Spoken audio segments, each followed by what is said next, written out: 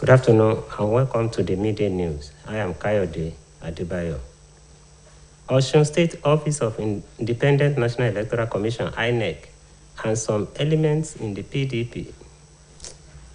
Osun State chapter of APC has raised an alarm over an alleged attempt by certain individuals in Osun State Office of Independent National Electoral Commission (INEC) and some elements in the PDP to compromise the content of the electoral results of Forms EC8A and EC8B, as well as BVAS reports which contain the records of the accredited number of persons to vote in each polling unit. The allegation was contained in a statement issued in Osogbo by the APC chairman in the state, Prince Gboyega Famodun, and the party, in which he said the attempts to manipulate electoral results and documents followed the petition filed by APC candidates in the July 16, 2022 Osun governorship election,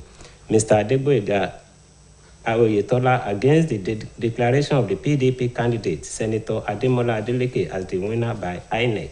According to Prince Famodun, the petition established inconsistencies between the numbers of persons accredited by BVAS that are supposed to vote in each polling unit. He called on all lovers of democracy to prevail on INEC and PDP to allow a peaceful determination of electoral disputes as submitted to the Electoral Tribunal in Osogbo, noting that the APC is in possession of the certified true copies of most documents attached to the petition filed before the tribunal. Prince Famodun warned against any attempts to tamper with the documents. In the meantime, the People's Democratic Party has countered the allegation, saying as the winner of the election, it is illogical to have embarked on attempts to falsify publicly available facts. The PDP described the allegation as diversionary, pointing out that the report is in the public domain, noting that the statement made by the APC is every inch to the contrary. OSBC News Crew contacted the Independent National Electoral Commission (INEC) Osun State, which is at the center of allegations and counter-allegations, to know its position on the matter. The resident electoral commissioner, Professor Abdulgani Raji, dismissed all the accusations and counter-accusations, adding that there is nothing for the commission to defend about them. Meanwhile, the All Progressives Congress (APC) in Osun State are described as untrue the allegation by leadership of Osun Progressives that Governor Adegboyega Oyetola and the chairman of the party in the state, Prince Gboyega Famodun, are responsible for the loss of APC in the July 16, 2022 governorship election in Osun State. A statement by the media aide to Osun State APC chairman, Kola Olabisi, said the threat of leaders of thought that they will work against the re-election of the governor manifested in the result of the election. The release reminded top members demanding the restructuring of APC that Governor Oyetola had promised to do that immediately after the election. It wondered why the members of TOP are afraid of sanctions from APC if they had not done anything wrong in the first instance. The chairman of TOP, Honorable Rasak Salinshile, had addressed a press conference in Osogbo where he declared that Governor Oyetola and Prince Famodun were responsible for APC's loss in the July 16, 2022 governorship poll in the state. In the meantime, the World Bank has raised alarm that Nigeria might be facing an existential threat if it fails to optimize its tax system and focus on other areas to boost its revenue. The senior public sector specialist, Domestic Resources Mobilization at the World Bank, Mr. Raju Awasti, said this at a virtual pre-summit with the theme Critical Tax Reform for Sahel Property, for Sahel Prosperity, organized by the Nigerian Economic Summit Group. Mr. Awasi further warned that the continued payment of trillions of naira on fuel subsidy by the government and other attendant economic challenges are responsible for Nigeria's dwindling revenue. He noted that despite the rise in the price of oil in the international market, Nigeria had not reaped the benefit because of the huge amount spent on fuel subsidy. It was gathered that Nigeria's debt stock had risen to 41.6 trillion naira in the first quarter of 2022, with projections that it could peak at 45 trillion naira by the end of the year, and it has been rated the fifth on the list of the World Bank's debtors. It was learned that the Minister of Finance, Budget and National Planning, Zainab Ahmed, said recently that government might spend 6.72 trillion naira as fuel subsidy in 2023 or pay 3.36 trillion naira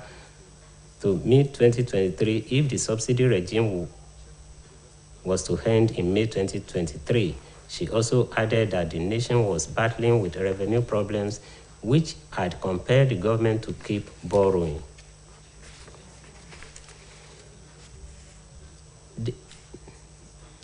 The federal government is set to make a total of 483.73 billion naira in 3 years from electronic payment boom by way of the electronic money transfer levy. The projection was made by the Budget Office of the Federation and revealed in its 2023 to 2025 medium-term expenditure framework and fiscal strategy paper. The revenue was introduced in the Finance Act 2020, which amended the Stamp Duty Act to tap into the growth of electronic fund transfer in the nation, and it is shared among the 3 tiers of government. According to the Budget Office in the Ministry of Finance, Budget and National Planning, the nation intends to make at least 137.03 billion naira in 2023, 157.59 billion naira in 2024, and 189.11 billion naira from electronic money transfer levy. And now to sports. The first batch of Team Nigeria athletes to the just concluded Commonwealth Games in Birmingham has been given a heroic welcome by the federal government on their return after a successful outing. Receiving the athletes and their officials at the Nnamdi Azikiwe International Airport, Abuja, Minister of Youth and Sport Development, Sunday Dare, applauded their excellent performance, which yielded 35 medals, lifting the country to the 7th position on the Games Honours Roll, represented by the Permanent Secretary, Federal Ministry of Youth and Sports Development, Alhaji Ismaila Abubakar.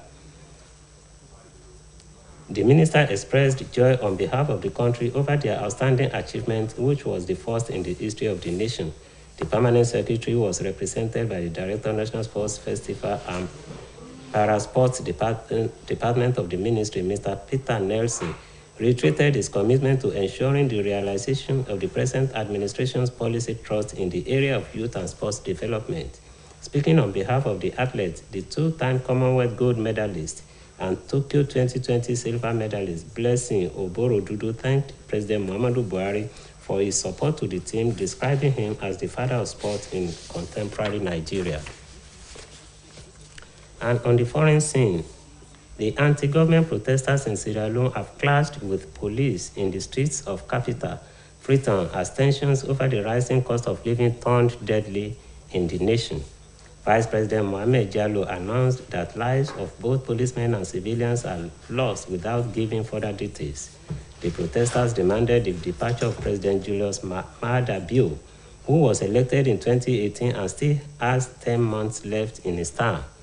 Reports show large crowds of protesters and piles of burning tires in the capital, Freetown, and other states. Vice President Jallow said unscrupulous individuals have embarked on a violent and unauthorized protest, which has led to the loss of lives of innocent Sierra Leoneans, including security personnel, but did not indicate the number of people that were killed. According to the World Bank, long-standing frustration with the government in some quarters has been exacerbated by rising prices for basic goods in the West African country, where more than half of its population of around 8 million live below the poverty line. Still on the foreign scene, suspected rebels have attacked an Indian army post in Indian-administered Kashmir, killing 3 soldiers, while 2 attackers died in the shootout that came amid heightened security in the run-up to India's Independence Day celebrations. The attack in the remote Dar area of southern Rajouri district of India's only Muslim-majority region took place in the early hours of today. According to a senior police officer, Mukesh Singh, at least 2 assailants armed with guns and grenades attacked the camp, adding that the soldiers responded to the attack, triggering a gun battle that lasted at least 3 hours. In addition to the 5 deaths, 2 soldiers were injured in the fighting, and the area around the post was cordoned off afterwards as security forces conducted searches. And that ends the midday news on OSBC TV. It was edited by Olubunmi Ajiboye Agbola. I am Kayode Adebayo. Good afternoon.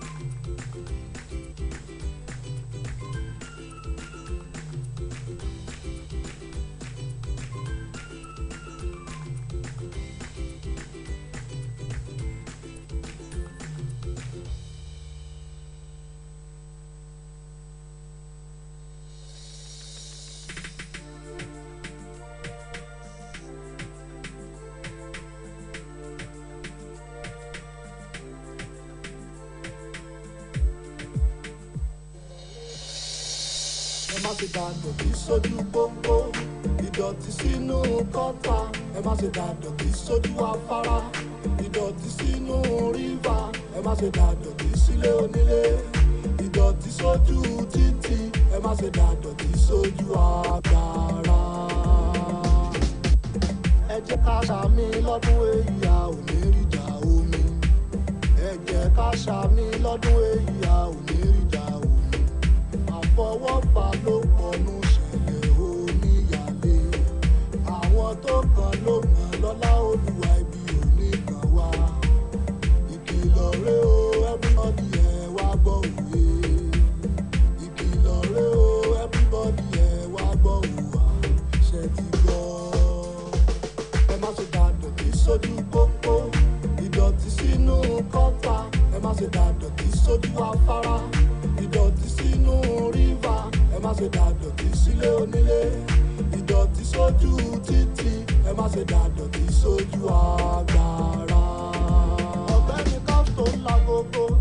ìgbọràn ló sàn jẹ́ bọ́lọ́ ẹ jẹ́ ká jọ ṣe mo wí ọrùn mi mọ́ tẹlifíṣàn ké tantan rédíò ńlá gbogbo ẹ jẹ́ ká jọ ṣe kò ní sómi yálé. ẹ má ṣe dàdọ̀tí sójú pópó ìdọ̀tí sínú kọ́.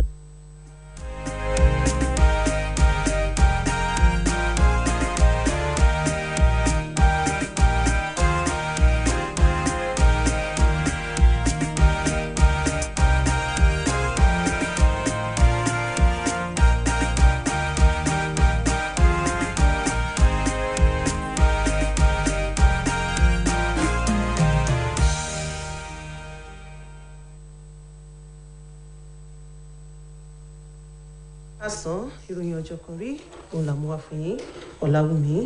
Ọláníyì lórúkọ mi.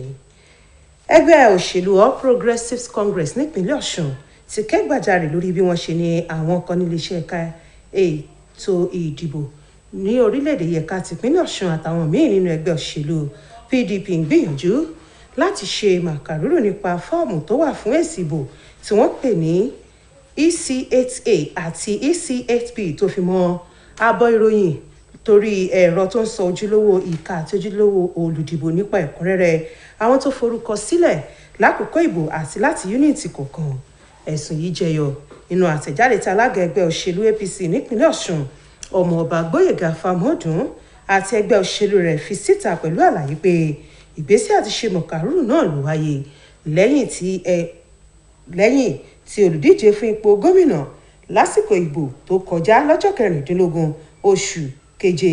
lábẹ́ àṣẹ ẹgbẹ́ òṣèlú APC ọ̀gbẹ́ni Adégbóyèga Oyètọ́lá pẹjọ́ tako èsì ìbò tájọ INEC kéde rẹ̀ pé ó gbé olùdíje lábẹ́ àṣẹ ẹgbẹ́ òṣèlú PDP wọlé. gẹ́gẹ́ bí ọmọọba Fámọ́ọ̀dù ṣe wí lára ẹ̀sùn tí ẹgbẹ́ òṣèlú rẹ̀ gbé kalẹ̀ pé ó ṣúyọ lákòókò ìbò náà ní iye àwọn èèyàn tẹ́rọ bíbà sọ pé ó ṣe ìforúkọsílẹ̀ tí wọ́n sì ní ètò tí wọ́n sì lẹ́tọ̀ọ́ láti dìbò láwọn ibùdó ìdìbò kọ̀ọ̀kan. Ó wá rọ gbogbo àwọn olólùfẹ́ ètò ìṣèjọba tiwantiwa pé kí wọ́n gba àlàáfíà láàyè lórí awuyewuye tí ẹgbẹ́ òṣèlú APC ló wáyé lákòókò ìbò tó kọjá, èyí tí wọ́n ti gbé lọ síwájú ìgbìmọ̀ tí yóò gbẹ́sùn náà kó parí iṣẹ́ rẹ̀, pẹ̀lú àfikún pé ẹgbẹ́ òṣèlú APC láwọn ẹ̀rí èyí tó ti kó papọ̀ tó sì jẹ́ ara ẹ̀sùn tí wọ́n kọ lọ síwájú ìgbìmọ̀ náà. Wọ́n wá ṣèkìlọ̀ pé káwọn èèyàn má ṣe fi ọwọ́ kan àwọn àkọọ́lẹ̀ tó ti wà nílẹ̀ náà. Ẹ̀wẹ̀, ẹgbẹ́ òṣèlú People's Democratic Party nípínlẹ̀ Ọ̀ṣun ti sọ lásọyàn pé irọ́ tó jìnnà sóòótọ́ ní ẹ̀sùn pé ẹgbẹ́ náà ń gbé ìgbésẹ̀ láti tọwọ́ bọ àwọn ẹ̀rí máa jẹ́mi ìṣó tó fìdí bí wọ́n ṣe wọlé nínú ètò ìdìbò gómìnà tó kọjá lójú. Ẹgbẹ́ òṣèlú PDP ṣàpèjúwe ẹ̀sùn ọ̀hún bí èyí tí kò lẹ́sẹ̀ ńlẹ̀ nítorí pé gbogbo èèyàn ló ní àwọn àkọọ́lẹ̀ nípa yúnìtì kọ̀ọ̀kan àti bí ètò ìdìbò náà ṣe lọ lọ́wọ́. Ìròyìn yìí ló ta ikọ̀ ìròyìn iléeṣẹ́ yìí nídìí kan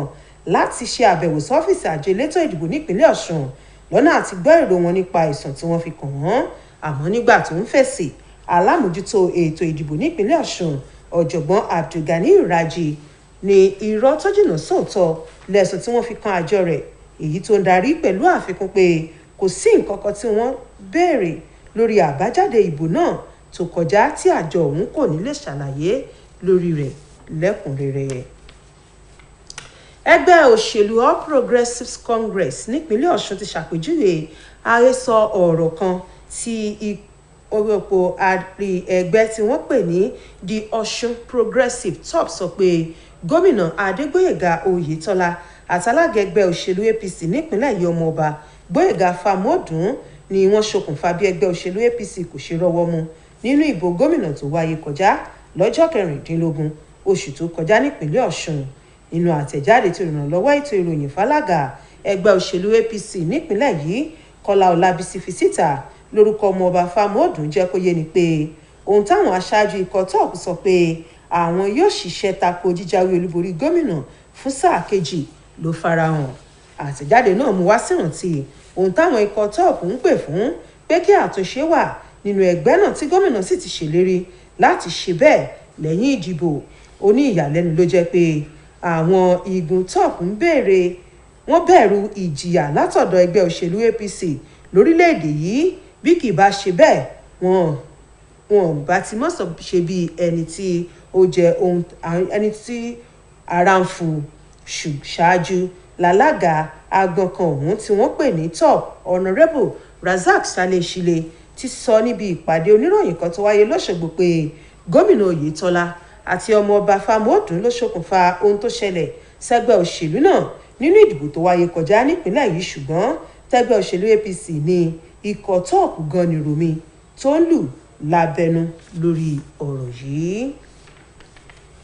Báǹkì àgbáyé ti fi gbé ta pé ó ṣeé ṣe kórílẹ̀-èdè Nàìjíríà kó kojú ìdákúrekú ìjákulẹ̀ láti ṣe àmúlò ètò ìpawówọlé lábẹ́lé kó sì wọ́nà míì tètò ìpawówọlé lábẹ́rẹ̀ yóò fi túbọ̀ rú gọ́gọ́ sí ní báyìí tó ń fojú winá ọ̀kanjọ̀kan ìpèníjà lẹ́ka ètò ọrọ̀ ajé rẹ̀. Àkọ́ṣẹ́mọṣẹ́ kan tó wà fọ́rọ̀ àmójútó ètò ìpawówọlé lábẹ́lé ní báǹkì àgbáyé ọ̀gbẹ́ni Raji Awashu ló sọ èyí di mímọ̀ níbi àpérò pàtàkì kan tí àjọ tó wà fẹ́tò ọrọ̀ ajé lórílẹ̀‐èdè yìí gbé kalẹ̀. Ọ̀gbẹ́ni Awashu fi kún pé lára ohun tí ó ṣe àkóbá fórílẹ̀‐èdè Nàìjíríà lórí àfojúsùn rẹ̀ ní bí ìjọba àpapọ̀ ṣe ná owó ribiribi lórí owó ìrànwọ́ epo pẹtiró, èyí tó jẹ́ kí ètò ìpawówọlé lábẹ́lé fórílẹ̀‐èdè Nàìjíríà kó máa já wálẹ̀. Ó ṣàlàyé pé láì fi bí owó orí epo lọ́jà àgbáyé ṣègbẹnu sókè ṣe síbẹ̀ orílẹ̀‐èdè Nàìjíríà kò rí àǹfààní kankan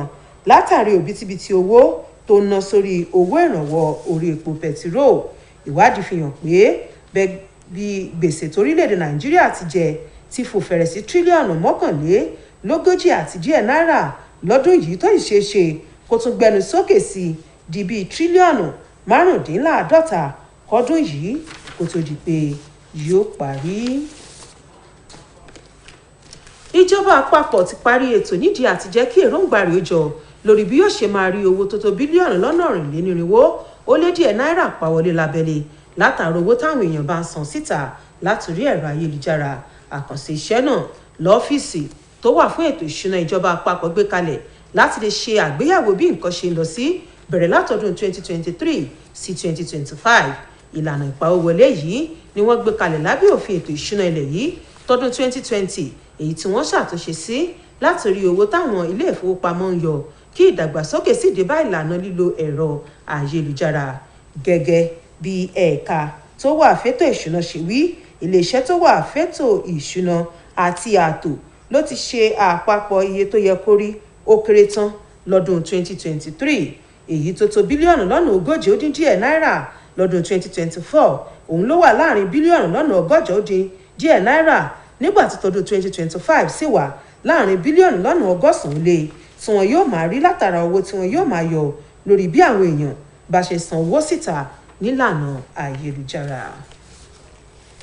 Lórí ìròyìn eré ìdárayá, ìjọba àpapọ̀ ti ṣe ètò ayẹyẹ káàbọ̀ sílé fún ìṣí àkọ́kọ́ àwọn eléré ìdárayá orílẹ̀-èdè Nàìjíríà tí wọ́n kópa nínú ìdíje Commonwealth tó ṣẹ̀ṣẹ̀ wá sópin ní Birmingham fàṣeyọrí tí wọ́n ṣe nínú ìdíje yìí. Nígbà tó ń kí àwọn eléré ìdárayá náà àtàwọn lọ́gàálọ́gàá lẹ́ka wọn káàbọ̀ sí pápákọ̀ òfurufú Nnamdi Azikiwe Àbújá, mínísítà fọ́rọ̀ ọ̀dọ́ àti ìdàgbàsókè eré ìdárayá lórílẹ̀-èdè yìí ọ̀gbẹ́ni Sunday Dare fi ìdùnnú rẹ̀ hàn sí ipa takuntakun tí àwọn eléré ìdárayá náà kó nínú ìdíje yìí, èyí tó mú kí wọ́n gba àmì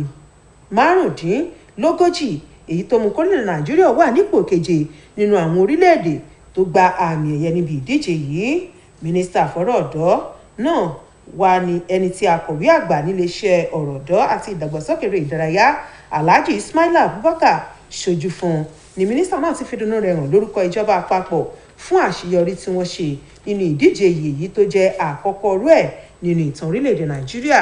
Akọ̀wé àgbà iléeṣẹ́ náà ẹni tí ó darí ẹ̀ka ìdíje àwọn àkàndá ẹ̀dá níléeṣẹ́ ọ̀hún ọ̀gbẹ́ni Peter Nelson ṣojú fún fìdí ìfarajìn iléeṣẹ́ ọ̀hún múlẹ̀ lọ́nà àti jẹ́ kí àfojúsùn ìjọba tó wà lóde ọjọ́ lẹ́ka ọ̀rọ̀ ọ̀dọ́ àti ìdàgbàsókè eré ìdárayá. Nígbà tó ń sọ̀rọ̀ lórúkọ àwọn eléré ìdárayá náà, ẹni tó gba àmì góòlù lẹ́ẹ̀mejì ọ̀tọ̀ọ̀tọ̀ nínú ìdíje Commonwealth àti àmì silver lẹ́ẹ̀mejì nínú ìdíje Tokyo 2020 Blessing Borondudu sọ pé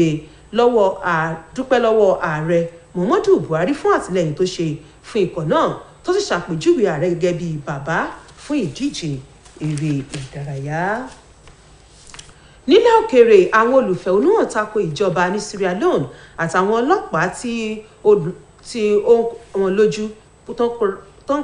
kojú ara wọn lójú pópó ní olúìlú ilẹ̀ náà ní ìyún ní Freetown ní báyìí tí gbogbo nǹkan gbówó lórí nílé ọ̀hún. Ìgbákejì ààrẹ ilẹ̀ náà Mohammed Jallow ló kéde àwọn èèyàn tó ti dágbére fáyé látàrí ìfẹ̀hónúhàn tí kò sì yọ àwọn ọlọ́pàá sílẹ̀. Ohun táwọn tí wọ́n fẹ̀hónúhàn béèrè fún ní káàrẹ̀ Julius Maada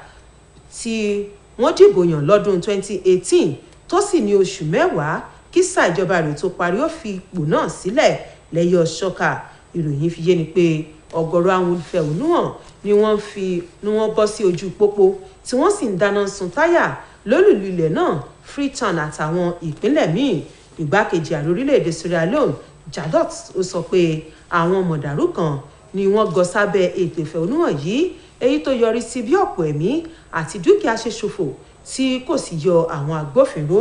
tó faragbá sílẹ̀.